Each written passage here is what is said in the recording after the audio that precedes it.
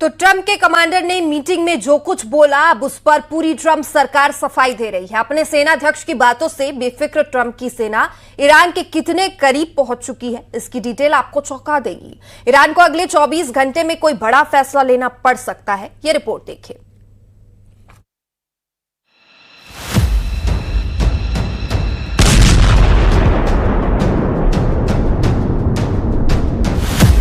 चौबीस घंटे के अंदर अमेरिका की कौन सी फोर्स कहां पहुंची? 24 घंटे के अंदर अमेरिका का कौन सा जंगी बेड़ा कहां पहुंचा? 24 घंटे के अंदर अमेरिका के कौन से फाइटर जेट कहां तैनात किए जा चुके हैं? और डोनाल्ड ट्रंप को क्यों बोलना पड़ा कि उनके जनरल डैनियल केन को लेकर जो भी खबर है वो फेक न्यूज है? ट्रंप ने कहा है कि जनरल डैन केन ईरान से युद्ध के खिलाफ नहीं है, और युद्ध हुआ तो जनरल केन का भी मानना है कि अमेरिका आसानी से जीत जाएगा।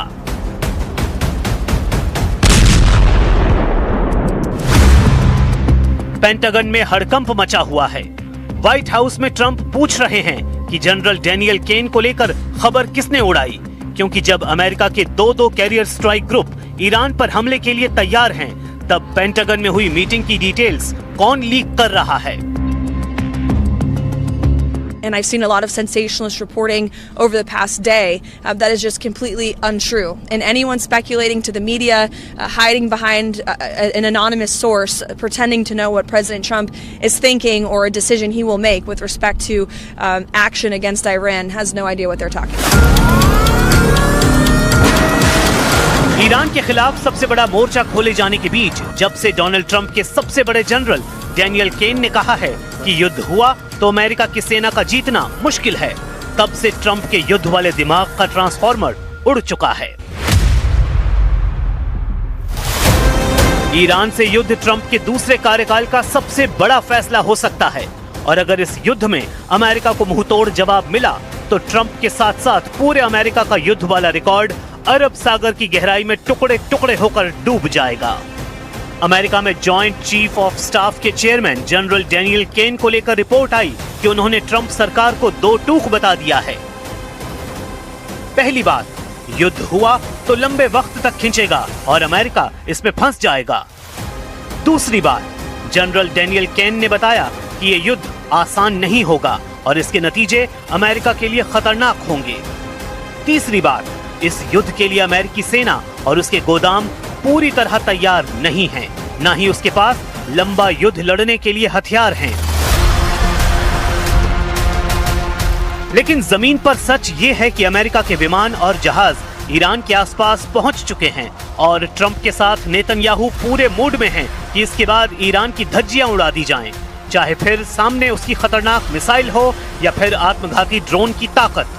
ट्रंप और नेतन्याहू की गुप्त मीटिंग में फैसला बहुत पहले हो चुका है कि ईरान के खिलाफ क्या होने जा रहा है।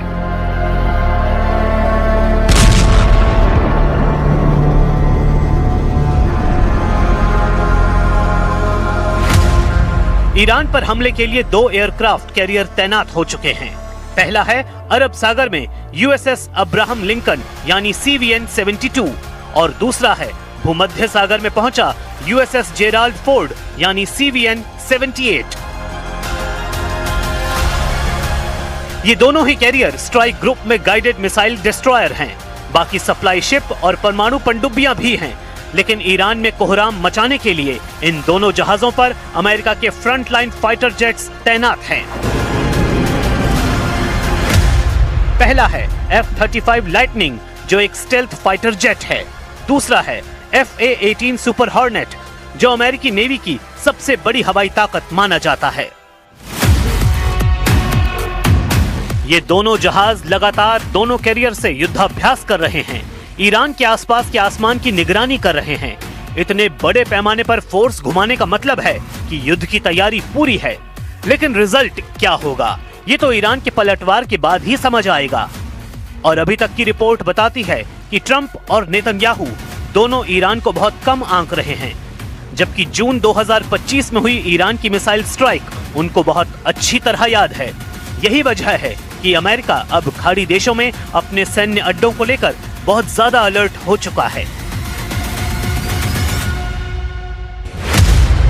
अमेरिका 20 से ज्यादा टैंकर विमान, जिसमें KC-135 और K-46 शामिल हैं, ये तैनात किए जा चुके हैं। अमेरिका के KC-135 जैसे टोही विमान और E-3 सेंट्री अवॉक्स विमान भी ईरान के आसपास पहुंच चुके हैं। वहीं ईरान भी सिग्नल दे चुका है कि इस बार उस पर हमला हुआ तो पूरा पश्चिम एशिया जलेगा। इजराइल और अमेरिका के अड्डों को तो पूरी तरह तबाह कर दिया जाएगा। यही वजह है कि ईरान पर नजर रखने के लिए ट्रंप पूरी ताकत झोंक रहे हैं और इसके लिए खाड़ी देशों में अमेरिकी अड्डे सुपर एक्टिव हैं।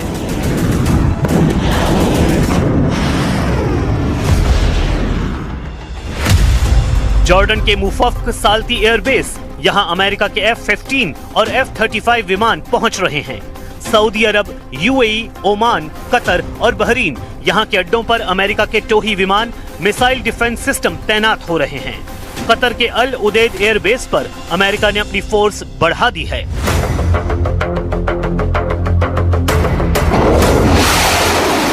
लेकिन कुछ खबरें और भी हैं। कतर और बहरीन के अड्डों पर अमेरिका ने कुछ सैनिकों को हटाया भी है, जबकि बाकी खाड़ी देशों में उसने अपनी एयर पावर और एंटी मिसाइल सिस्टम बढ़ा दिए हैं।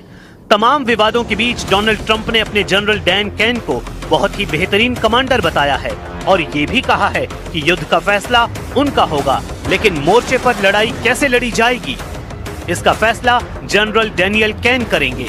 सवाल है कि अमेरिका अगर युद्ध में कामयाब हुआ तो ट्रंप सेहरा अपने सिर पर बांधेंगे